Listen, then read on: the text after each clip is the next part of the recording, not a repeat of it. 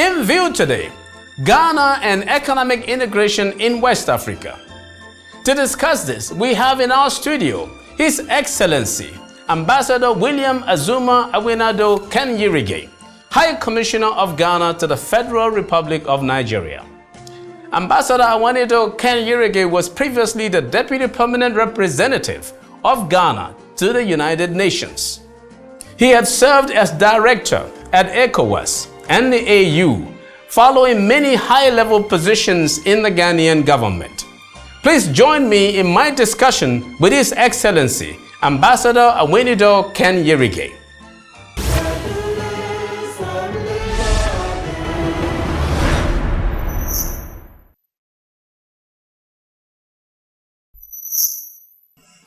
All right, Your Excellency, we want to thank you for being in our studio.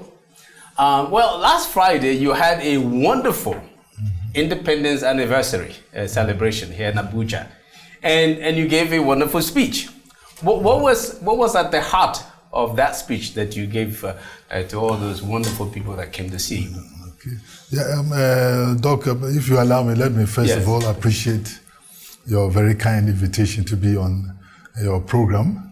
I've always respected you, since the days in government as an advisor to former President Obasanjo. I consider that era, you know, at the beginning of this century, we're talking about the African Renaissance.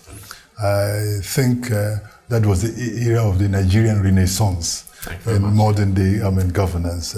So for me, it's a privilege not just to be on the program, but to have you as my host. Yeah, having said that, coming back to the question, for us, Ghana's 58th independence anniversary was a day of what we would call in Ghanaian Akan language, Sankofa, where you go back to your roots, see where you've come from, and as a modern nation, young nation, because 58 years in the nation's life, it's like 5 plus 8. So, yeah, so, and then see where we are standing and where we're going. And that was specifically the thrust of our president's speech, which had earlier on been preceded by his State of the Nation address, which he made a couple of days before the independence message.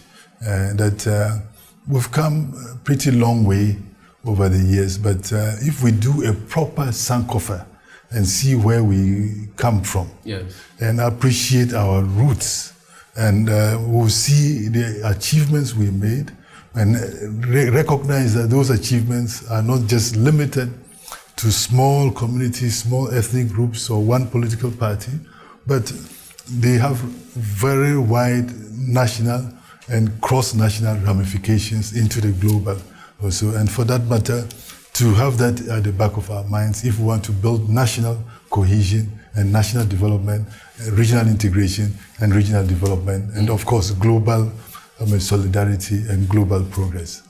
That was the thrust. Wonderful. Of the message. Yeah, you know, because as you know, Ghana holds a very solid, remarkable, historic place in Africa.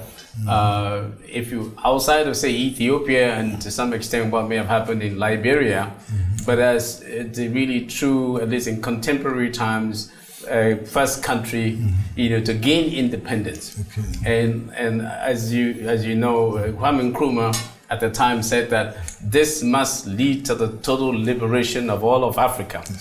Now, so Ghana has always shown leadership in Africa in that regard.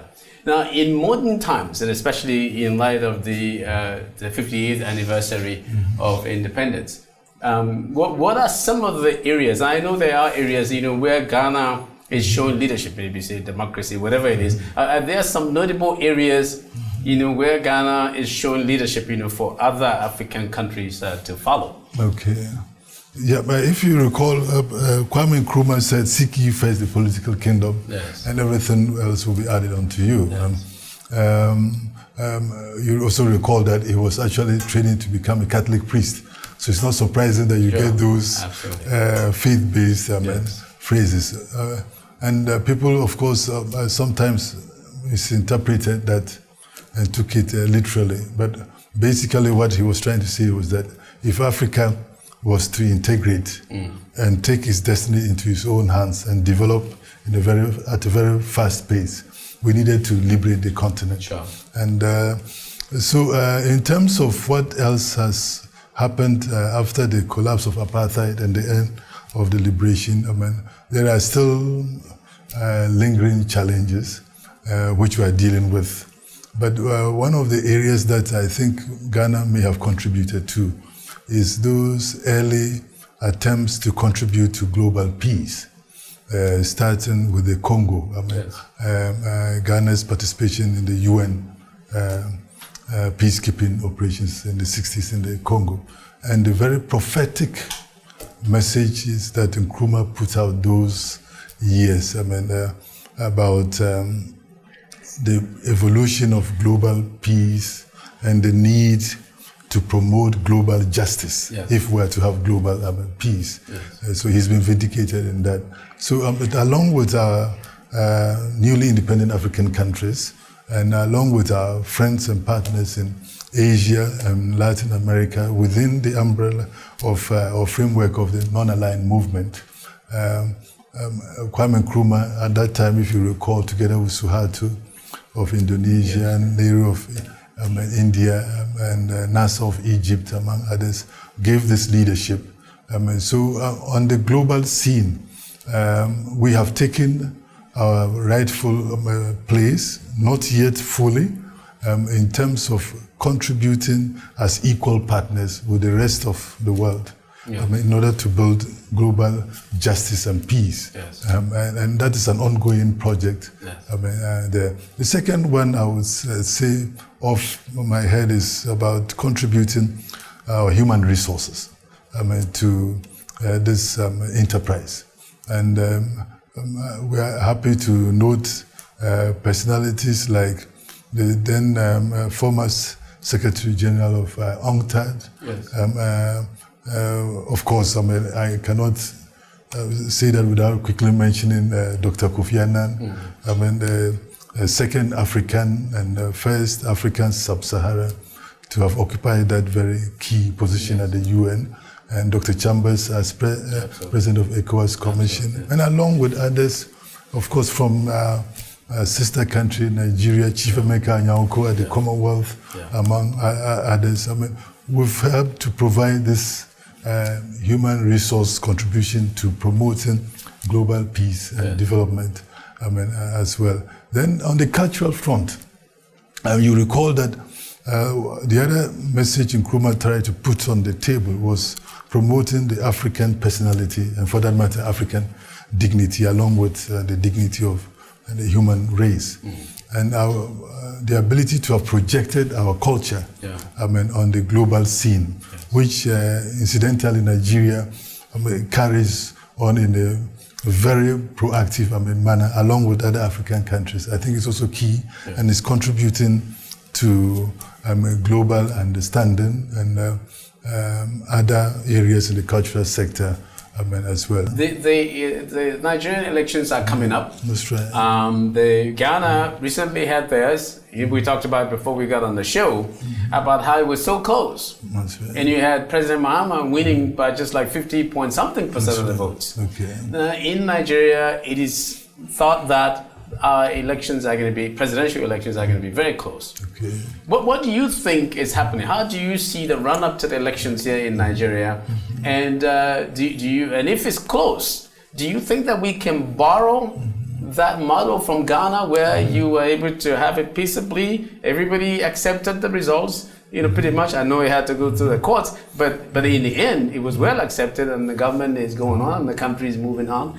Do you think that that Nigeria has something, talking about this relationship, this sibling friendship relationship? Do you think that Nigeria has something that they can copy from the very recent experience of Ghana in their presidential elections? Thank you for that question.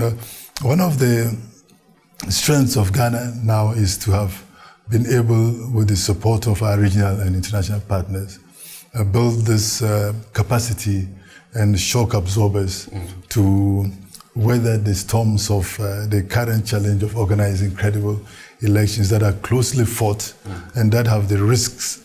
And very often we look more at the risks than the advantage of elections. Yes. That has a risk to degenerate into conflict. And that is helping us also to attract more investments into the country. But having said that, we also have a regional platform, ECOWAS, and a larger regional platform, the African Union, to share best practices and with each other. And I believe ECOWAS has been trying to do that.